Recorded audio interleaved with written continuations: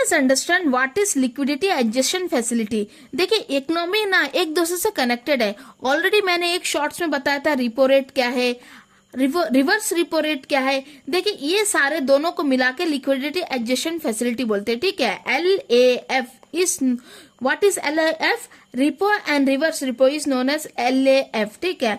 अब ये देखिए how do bank manage daily cash, कैसे डेली कैश मैनेज करता है। देखिए विथ LAF में क्या होता है, रिपो रेट के तहत RBI क्या करेगा, RBI लोन देगा बैंक को, ठीक है। बैंक को लोन देता है RBI रिपो रेट के तहत। तो जो बैंक जो रेट में जो इंटरेस्ट रेट में RBI से लोन लेगा उसे रिपो रेट कहते हैं, ठीक है। और वही जगह रिवर्स रिपो रेट को अगर कंसीडर करें तो क्या है, रिवर्स रिपो रेट का मतलब ये है कि मान लीजिए बैंक है, बैंक के पास जो एक्स्ट्रा फंड होगा वो RBI में पार्क करेगा, रख देगा सम इंटरेस्ट में, ठीक है। कुछ 5 या 4 या 2 कोई भी % ऑफ इंटरेस्ट में उसको इंटरेस्ट अर्न होते रहेगा बैंक को, इसे रिवर्स रिपो रेट बोलेंगे। और रिवर्स रिपो रेट अलग तरह से इस तरह भी समझ सकते हैं कि RBI बैंक से लोन लेता है। एक्चुअली RBI कभी लोन नहीं लेता, RBI को पैसे की जरूरत नहीं होता, वो सिर्फ एडजस्ट करता, मैनेज करता। तो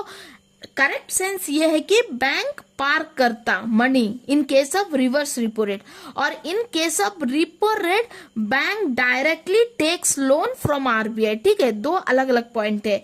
तो it's RBI ATM for bank, मतलब ये जो LAF है ना, एक RBI का ATM है, ठीक है, फॉर बैंक।